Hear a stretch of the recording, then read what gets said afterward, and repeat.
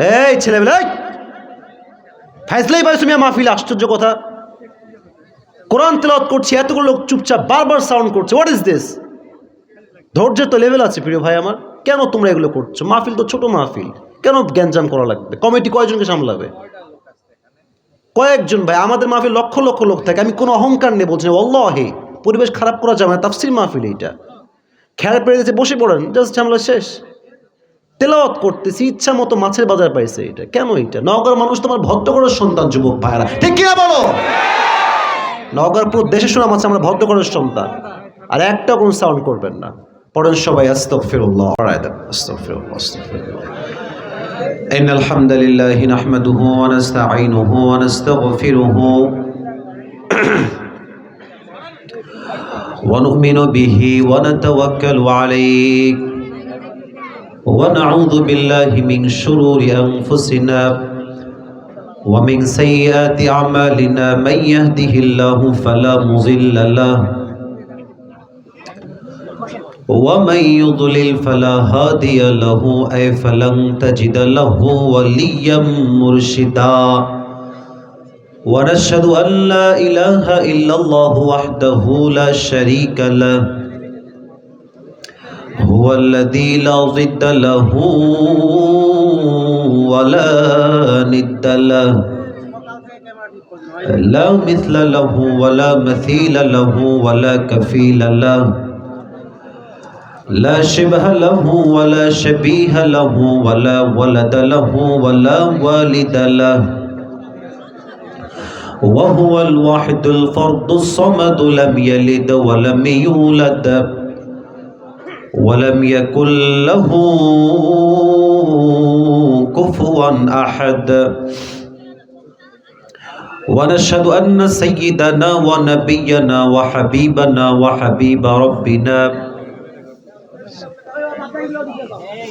وحبيبنا وحبيب ربنا وطبيبنا وطبيب أرواحنا محمدا عبد الله ورسوله أرسله بالحق بشيرا ونذيرا وداعيا إلى الله بإذنه وسراجا وقمرا منيرا أما بعد فأعوذ بالله من الشيطان الرجيم بسم الله الرحمن الرحيم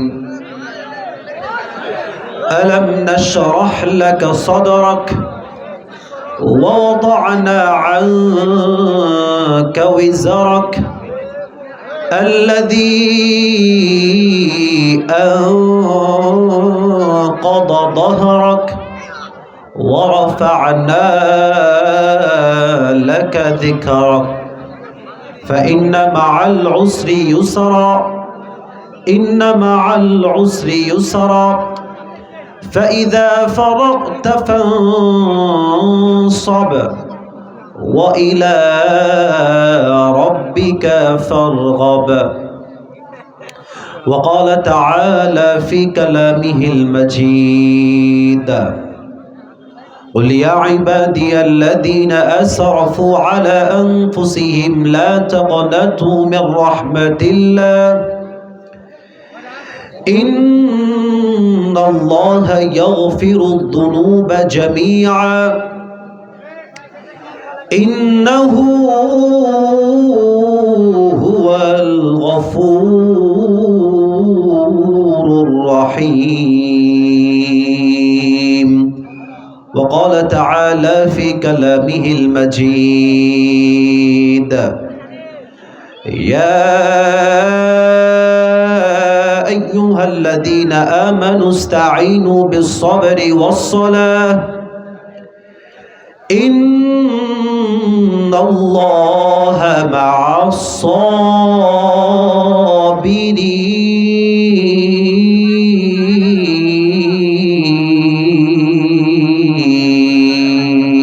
الصابرين وقال تعالى في كلامه المجيد يا আইয়ুহাল্লাযীনা আমানুসবিরু ওয়াসাবিরু ওয়ারাবিতু ওয়াত্তাকুল্লাহা লাআল্লাকুম তুফলিহুন।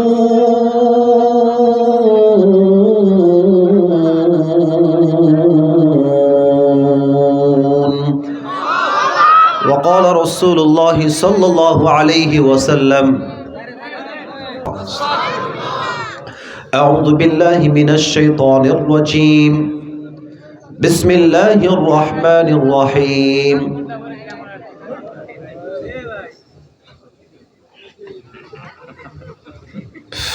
إنما يوفى الصابرون أجرهم بغير حساب وقال رسول الله صلى الله عليه وسلم بلغوا عني ولو آية وقال رسول الله صلى الله عليه وسلم تركت فيكم أمرين لن تضلوا ما تمسكتم بهما كتاب الله وسنة رسوله أو كما قال عليه الصلاة والسلام إن الله وملائكته يصلون على النبي يا أيها الذين آمنوا صلوا عليه وسلموا تسليما اللهم صل على محمد وعلى آل محمد كما صليت على إبراهيم وعلى آل إبراهيم إنك حميد مجيد أستغفر الله প্রথমে মাফ চাচ্ছি রাগ করার জন্য, সবার কাছে ক্ষমা চেয়ে নিলাম। আমি একদমই অহংকারী মানুষ না, আমি ধমক দাও একদম পছন্দ করি না, বিশ্বাস করুন আমার কথা। আমি অলওয়েজ হেসে হেসেই কথা বলি, কিন্তু আমি দেখতে পাচ্ছি সবগুলো মানুষ চুপচাপ, কিন্তু এদিকে বারবার বিশৃঙ্খলা হচ্ছে না। যুবক ভাইয়ের আমার কথা ঠিক আছে না? তো আমি খেপেছি কেন? আমি কোরআন তেলাওয়াত করছি, তো আমি তো আয়াত তেলাওয়াত করছি। এখন আয়াত তেলাওয়াত করলে কি আসছে? ওয়াইদা কুরিআল কুরআন ফাসতামিউ লাহু ওয়া আনসিতু লাআল্লাকুম তুরহামুন। তেলাওয়াত করা হলে শোনো, চুপ থাকো, তাহলে তোমাদেরকে রহম করবে, দয়া করবে একজন। আওয়াজ দিয়ে বলেন তো সবাই, তিনি কে? আমরা নওগাঁর মানুষ, নওগাঁর ব্যাপারে সত্য কথা বলছি।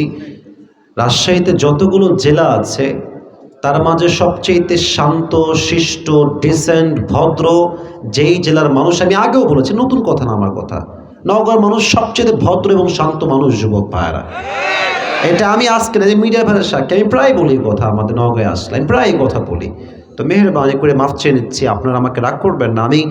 আমরা ভাইরাল হয়ে গেলে, জনপ্রিয় হয়ে গেলে, লোক চিনে ফেললে আমাদের ভাব বেড়ে যায়। বাট আমাদের মাথায় রাখা উচিত, যত অহংকার বেশি, যত ভাব বেশি, পতন তত সুনিশ্চিত হয়ে যায় নওগাঁর মহাদেবপুরের ভাইয়েরা। ঠিক আছে না কথাটা? অহংকার দিয়ে দেশ চলবে না। আল্লাহ আমাদের সবাইকে বিনয়ের সঙ্গে চলার তৌফিক দান করুন। সকলেই দিল খুলে পড়ছি আমিন। রাগটা করেন নাই তো আবার কেউ? মাফ চেয়ে নিলাম সবার কাছে। আজকে এই প্রোগ্রাম নওগাঁ মহাদেবপুর লক্ষণপুর আন্নুর ফুরকানিয়া মাদ্রাসার উদ্যোগে আজকের এই প্রোগ্রামে আমাদের সভাপতি আছেন জনাব আলহাজ মোহাম্মদ জিল্লুর রহমান জিল্লু সাহেব, বিশিষ্ট ব্যবসায়ী কুঞ্জবন। স্যার বক্তব্য in a very shortcut way দিয়েছেন, বাট যা বলেছেন পারফেক্ট বলেছেন। আল্লাহ স্যারকে নেক হায়াত দান করুক। আমরা সকলেই জবান খুলে পড়ছি আমিন। আওয়াজ কেমন যেন কম কম লাগে কেন গো? জোরে কম না, জবান খুলে আমিন। খিদা লাগছে, বাসায় গিয়ে খেয়ে নিও, সমস্যা নাই। আজকের এই প্রোগ্রামে সহসভাপতি আছেন অনেকেই। আমাদের এই প্রোগ্রামের সহসভাপতি আছেন জনাব মোহাম্মদ ইয়াদ আলী মণ্ডল, আরও আছেন জনাব আলহাজ মোহাম্মদ মঞ্জুল হক মঞ্জু, আরও আছেন জনাব আলহাজ মোহাম্মদ ইয়াসিন আলী। আল্লাহ তাআলা যারাই রয়েছেন সবাইকে ইসলামের খাদেম হিসেবে কবুল এবং মঞ্জুর করুন। সকলেই জবান খুলে পড়ছি আমিন। আমাদের এই প্রোগ্রামের চিফ গেস্ট আছেন প্রধান অতিথি জনাব আলহাজ মোহাম্মদ আসিফ আকবর চৌধুরী। এটা কি আসিফ আকবর না আসিফ আকবর? আচ্ছা, কবির চৌধুরী, বাট এটা কি লিখছেন মাঝখান দিয়ে? আচ্ছা ঠিক আছে। স্যারকে আল্লাহ তাআলা ইসলামের খাদেম হিসেবে কবুল এবং মঞ্জুর করুন। আমরা সকলেই দিল খুলে পড়ছি আমিন। আমার পূর্বে কথা বলেছেন মাওলানা মোহাম্মদ আমিনুর রহমান সিদ্দিকী, ইমাম ও খতিব, সোনা মসজিদ, স্থলবন্দর, চাঁপাইনবাবগঞ্জ। প্রিয় ভাই যা বলেছেন আল্লাহ আমাদের সবাইকে সেই অনুযায়ী আমল করার তৌফিক দান করুক। আমরা সকলেই দিল খুলে পড়ছি আমিন। যতটুকু আমি বুঝতে পারলাম, এই প্রোগ্রামকে বাস্তবায়ন করবার জন্য সবচেয়ে বেশি শ্রম, কষ্ট, মেধা, স্ট্রাগল যারা করেছে তারা হচ্ছে আমার যুবক ভাইয়েরা। তারা সবচেয়ে বেশি কষ্ট করেছে এই মাহফিলটার জন্য। তো আমরা প্রথমেই যুবকদের জন্য দিল থেকে দোয়া করে দেই, আল্লাহ তাআলা যেন প্রত্যেকটা যুবক ভাইকে ওমর ফারুক রাদিয়াল্লাহু তাআলা আনহুর মতো ইসলামের সৈনিক হিসেবে কবুল করে নেয়। এবার তো জোরে আমিন বলবেন, পড়েন সবাই আমিন। এই যে মাদ্রাসার সামনে ছোট্ট একটা মাদ্রাসা, এই মাদ্রাসা আরো বড় হোক, ইসলামের বিশাল বড় দুর্গ হোক, এটা আমরা সবাই চাই কি চাই না? এসো হাতে হাত রাখি, একসঙ্গে এগিয়ে যাই, একে অপরকে সহযোগিতা করি, সবাই দানের হাত বাড়াই দেই। দেখবেন এই মাদ্রাসা একদিন নওগাঁর সবচেয়ে বড় মাদ্রাসা হয়ে যাবে, ঠিক কিনা বলে? এই মাদ্রাসার জন্য যারা দান করেছেন, সহযোগিতার হাত বাড়িয়েছেন, আল্লাহ সকলের দানকে তার সন্তুষ্টির ওয়াসিলা হিসেবে কবুল এবং মঞ্জুর করে নিক। আমরা সকলেই দিল খুলে পড়ছি আমিন। আমি আমার ভূমিকায় কিছু কথা বলছি, সবাই একটা কাশি দেন। প্রথম কথা, আমার নওগাঁর মহাদেবপুরের ভাইয়েরা কেমন আছেন আপনারা সবাই? আলহামদুলিল্লাহ, আল্লাহ তাআলা অনেক ভালো রেখেছেন। বিগত 5 দিন যাবৎ খুবই অসুস্থ, 5 দিন পরে আজকে ডাক্তার দেখিয়েছি, তো আজকে একটু সুস্থ আছি। মনে হচ্ছে আপনাদের দোয়া আল্লাহ কবুল করেছে, আলহামদুলিল্লাহ। তো গতকাল অনেক কষ্টে ছিলাম, খুব কষ্ট হয়েছে গতকাল ওয়াজ করতে। এত ঠান্ডা লেগেছে, জ্বর, হাঁপানির সমস্যা। আসলে কি জানেন, পুরুষদের কাঁধে হচ্ছে সবচাইতে বেশি দায়িত্ব আমাদের। হ্যাঁ, আমাদের পরিবারকে দেখতে গিয়ে, বউ দেখতে গিয়ে, বাচ্চা দেখতে গিয়ে, মা দেখতে গিয়ে, বাবা দেখতে গিয়ে পুরুষদের দায়িত্বের বোঝা এত কঠিন হয়ে যায় যে মাঝে মাঝে পুরুষ তার নিজের অস্তিত্বই ভুলে যায়। যুবক ভাইরা ঠিক কিনা বলো? এত স্যাক্রিফাইস, এত কষ্ট, এত শ্রম। নওগাঁর বেশিরভাগ মানুষ তো দিন মজুরের কাজ করে, সারাটা দিন খেটে খেটে বাসায় ফিরে, এত কষ্ট পুরুষরা করে। তাও বউরা কি বলে জানেন? তুমি আমাকে কি দিলা? আর একটা কমন ডায়লগ আছে, তোমাকে জাস্ট আমি বলে তোমার সংসার করছি, অন্য মেয়ে হলে লাথি মারত। এরকম বউ বাংলাদেশে আছে না?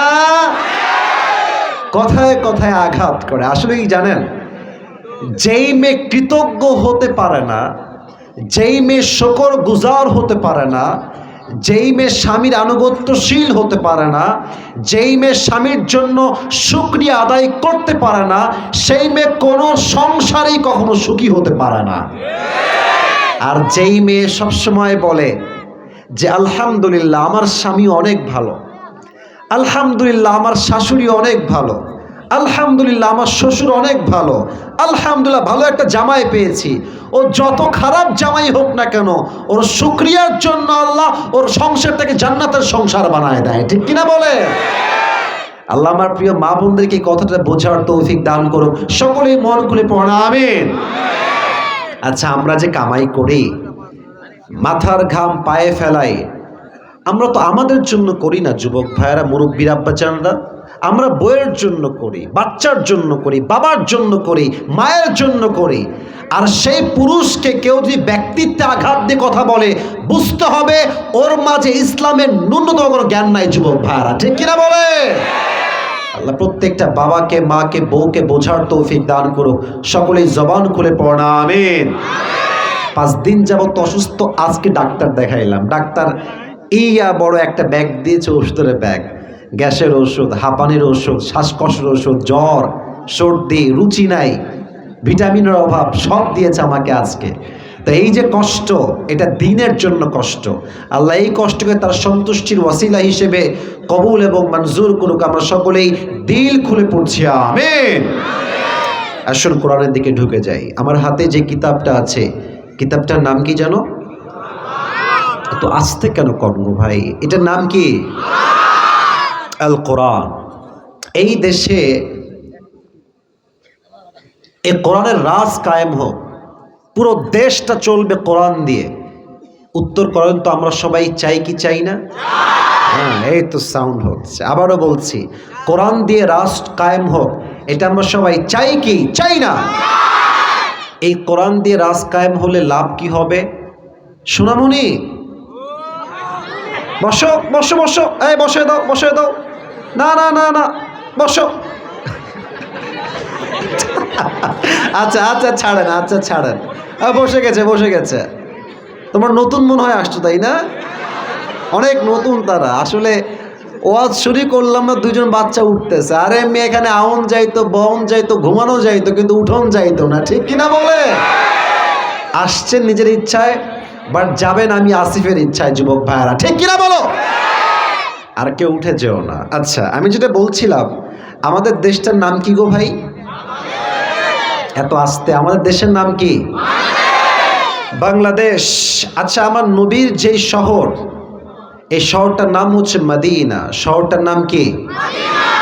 মদিনায় যেতে মন চায় না সবার? এত আস্তে কইলে কি আর কবুল হয়? মদিনায় গিয়ে নবীজির রওজায় সালাম পেশ করতে মনে চায় না সবার? আজকে মাহফিলের শুরুতে দোয়া করে দিই সবার জন্য, মায়েদের জন্য, বোনদের জন্য, আপনাদের জন্য। আল্লাহ সবাইকে যেন নবীজির রওজায় গিয়ে একবার হলেও সালাম পেশ করার তৌফিক দান করে। সকলেই পড়া আমিন। মনে বড় আশা ছিল যাব মদিনায়। পড়েন না সবাই? মনে বড় আশা ছিল যাব মদিনায়। সালাম আমি করব গিয়ে, সালাম আমি করব গিয়ে নবীর রওজায়। মনে বড় আশা ছিল যাব মদিনায়। পড়াবে আরব সাগর পাহাড়ি দেব, নাই গো আমার তরি। পাখি নয় তো উড়ে যাব ডানাতে ভর করি, ঠিক কিনা বলে? আশায় আছে সম্ভব হলো নাই, আশায় আছে সম্ভব হলো নাই, কি করি উপায়। মনে বড় আশা ছিল। পড়েন সবাই। মনে বড় আশা ছিল যাব মদিনায়। আল্লাহ কবুল করুক। পড়াবেন। It has been 2 years that I have visited the Medina. আমি নবীর শহরে গিয়েছি প্রায় 2 বছর আগে। আমার এখনো মনে আছে, আমি এটা কালকেও বললাম কোনো একটা মাহফিলে, যে আমি যখন নবীজির রওজার সামনে শুয়েছিলাম, রাত বাজে এক্স্যাক্ট মেবি 9টা থেকে 10টা। আমি ঘুমিয়ে গেলাম। আমার বুকের ঠিক ডান পাশে ছিল আমার 2টা phone, iPhone, Android phone, money bag, wallet, টাকা, রিয়াল, কাগজ, আমার পাসপোর্ট, সব আমার বুকের ডান পাশে। ঘুমিয়ে গেলাম নবীজির রওজার ঠিক সামনের দিকে। রাত বাজে প্রায় মেবি 10টা, I am not sure about it, but maybe 10টাই বাজে বা 9টা বাজে। ঘুমিয়ে গেলাম, নিয়ত করলাম যে আমি ঠিক তাহাজ্জুদের সময় উঠে তাহাজ্জুদটা পড়ব। কিন্তু নবীজির রওজার সামনে এমন এক প্রশান্তির ছোঁয়া আছে আমার যুবক ভাইয়েরা, মুরব্বীরা। আমি ওই যে ঘুমিয়ে গেছি, এমন এক শান্তির ঘুম আমার হয়েছে, যখন ঠিক নবীজির রওজার পাশে আজান দিয়েছে তখন আমার ঘুমটা ভেঙে গেছে। কিন্তু অবাক করা বিষয় কি জানেন? আইফোন রাখলাম, অ্যান্ড্রয়েড ফোন রাখলাম, লাখ লাখ টাকা দামের জিনিস, রিয়াল আছে, টাকা আছে, পাসপোর্ট আছে, কার্ড আছে, ব্যাংকের কার্ড, মানি ব্যাগ আছে, এত কিছু আমার সামনে আছে। আমি যখন ঘুমালাম তখন যেমন ছিল, ঘুম থেকে উঠে দেখছি ঠিক তেমনভাবেই রাখা আছে। আর আমাদের দেশে, রাগ করবেন না, যদি আপনি আন্ডার প্যান্ট রেখে ঘুমান, আন্ডার প্যান্টও চুরি হয়ে যাবে। This is Bangladesh. এখানে পান্তা আনতে লবণ ফুরায় যায়, লবণ আনতে পান্তা চুরি হয়ে যায়, ঠিক কিনা বলে? তো এই দেশে যদি এই কোরআনের রাজ কায়েম হয়ে যায়, আমার বিশ্বাস পুরো দেশে চুরির সংখ্যা কমে যাবে যুবক ভাইরা। আচ্ছা, এই